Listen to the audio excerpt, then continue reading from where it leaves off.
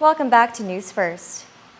Representatives from the executive, judicial, and the legislative branches of government shared their thoughts about reducing high rates of criminal recidivism by implementing employment and re-entry programs during a conference today at the Dusitani Hotel in Tumon. The Society for Human Resource Management Guam chapter organized the annual conference, where Lieutenant Governor Joshua F. Tenorio, Presiding Judge Alberto C. Lamarena III, and Senator Mary Camacho Torres jointly presented on getting Guam's talent back to work. Lieutenant Governor Tenorio said reducing recidivism through programs and legislation bridge party lines, and federal and local legislation such as the Fair Chances Hiring Process Act assists those with criminal records or the formerly incarcerated find employment. There is wide agreement that there needs to be some change, and that's because in the states and territories there are 1.5 million people that are incarcerated. That is, the United States has the most people incarcerated in the entire world, which kind of undermines what we believe to be the home of the free, the home of the brave. When you have authoritarian countries.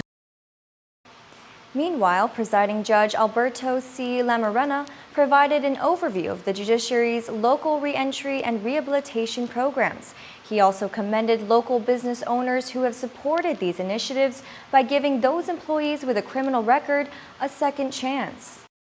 Because many of the participants of the third-rate courts are your workers and are driving while in intoxicated treatment court. 90% of the participants are employed.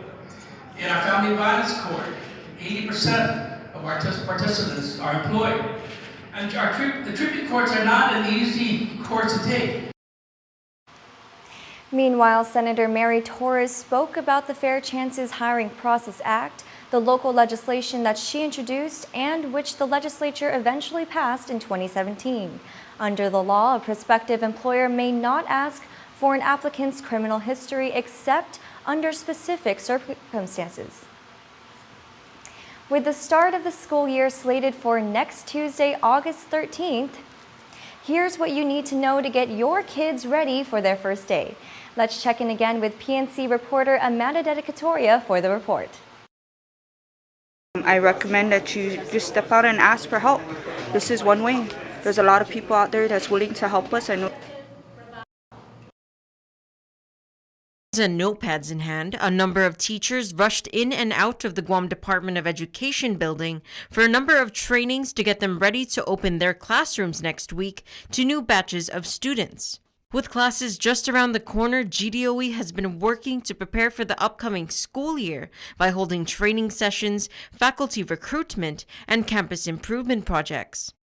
Regarding GDOE's vacant teacher positions, GDOE Superintendent John Fernandez says that the department is working on addressing the issue. I think as we reported earlier, we were in the process of trying to fill the last 30 slots, 29 slots. I think if we made headway, we may still have a few openings, but the schools have been instructed to develop their contingency plans in the event that on day one we're not fully filled with all those positions. So we've worked with, that might mean that some teachers for the first, couple of days may have, extra students in their classrooms until we fully get settled. In addition, Fernandez says that parents won't have to worry about packing lunches, as all public schools on the island will once again be participating in the U.S. Department of Agriculture's National School and Lunch Program, which will provide meals to students at no cost. We definitely will be continuing this program for the coming school year as long as we can, definitely in future school years. We think it's important for our kids not to have to worry about where their meals are coming from, so they can come to our classrooms ready to learn. As for what time you should drop your kids off to their campus, GDOE says that both elementary and middle schools will start at 8:30 a.m., with elementary schools set to end at 2:43 p.m. and 3:30 p.m. for middle schools. 4 high schools, John F. Kennedy, Southern, Tizan, and both J.P. Torres campuses, will start at 6:45 a.m. and end at 1:45 p.m. George Washington, Ukadu, and Simon Sanchez will begin at 7:15 in the morning and finish at 2:15 in the afternoon. Amanda Dedicatoria, PNC News. To see the busing and bell schedules for this school year, head to GDOE's Back to School page on gdoe.net. In regional news, the Marshall Islands government recently declared a state of health emergency following the outbreak of dengue fever in the area. Marshall Islands President Hilda Heine signed a proclamation on Tuesday ordering all government departments and agencies to coordinate relief efforts to affected communities in the RMI. The president issued the declaration following an advisory from the Marshall Islands Ministry of Health and Human Services, who reported that a total of 64 dengue-like illnesses were identified during the period of May 22 to August 6, 2019. Out of that number, health officials declared 24 cases as probable, with one case confirmed by the Hawaii State Laboratory. All 64 diagnosed with dengue-like illnesses reside in Ibai, the most populous island in Kwajalein Atoll. None of the 64 reported cases have any travel history outside of the Marshall Islands. The Ministry of Health is urging the public to practice the recommended 3S for dengue prevention, namely search and eliminate, self-protection, and seek early consultation. With smiles on their faces and their feet tapping in excitement, dozens of all ages filled the Lagu Youth Resource Center yesterday in anticipation of being awarded with their certificate of graduation from the Guam Police Department's Junior Police Cadet Program. The Junior Police Cadet Program is a 5-week pilot program that was created in collaboration with the Guam Police Department and the Department of Youth Affairs as a way of teaching leadership skills and anti-bullying advocacy through a curriculum taught by GPD officers. According to GPD spokesman Sergeant Paul Tapau, this year's program, which consisted of 144 students from the northern, central, and southern areas of the island, was a success in empowering them to grow into admirable citizens of our society. First Hawaiian Bank has announced the winners of the 2 million United Miles sweepstakes in Guam. Here's more.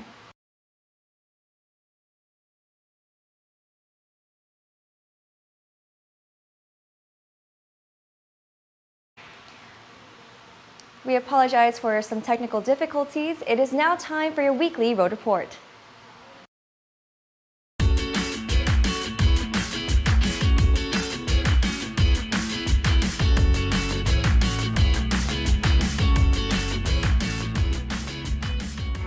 Hafide Guam, I'm Ayana Shed, and I'll be your host for PNC's weekly road report. On average, people spend about 7 hours of their day driving in their cars. That's a lengthy amount of time, which is why PNC wants to make sure your ride goes smoothly with no delays, notifying you of any traffic due to ongoing construction projects. So first things first, let's take a look at the latest construction down in NCS in Dedido. Construction activities are ongoing for the widening of Route 3 from Route 28 to Chalan-Carreta, so motorists are advised that the contractor will be shifting traffic on Route 3 between Route 28 and Artero Drive from the existing roadway to the new construction. Another heads up, the southbound lane at Fern Terrace is closed through mid-October. The southbound traffic has been diverted onto what is currently the southbound left turn and acceleration lanes. Flaggers will be present to control traffic flow during the transition, so motorists are advised to drive cautiously through the construction zones, observe all posted speed limit and construction signs, and carefully heed to flaggers. The Guam Transportation Program issued a road safety reminder this week on pavement markings.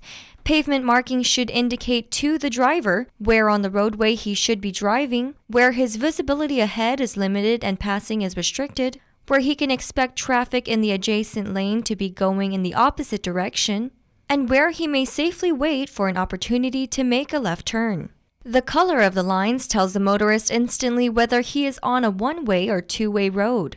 Yellow lines are used to divide roads with two-way traffic, and white lines divide lanes or roadways where the traffic is going in the same direction. On Guam, small reflective markers are used more than paint to indicate these pavement markings, since paint does not last long. And that wraps it up for your weekly road report. We hope that you enjoyed these road safety reminders found on the Guam Transportation Program website. Thanks so much for watching, and we'll see you all again next time here on PNC's Weekly Road Report. Up next is your local weather forecast.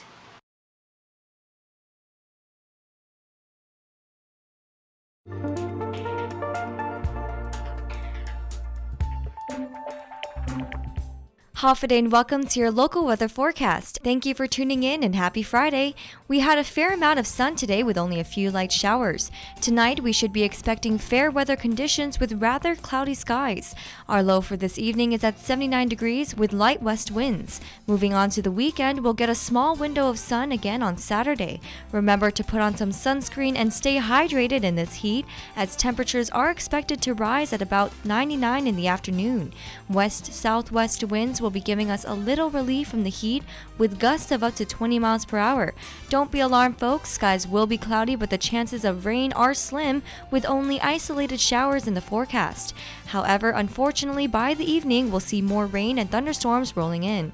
Sunday will be another gloomy and rainy day with breezy conditions as the monsoon flow strengthens again well south of Crosa.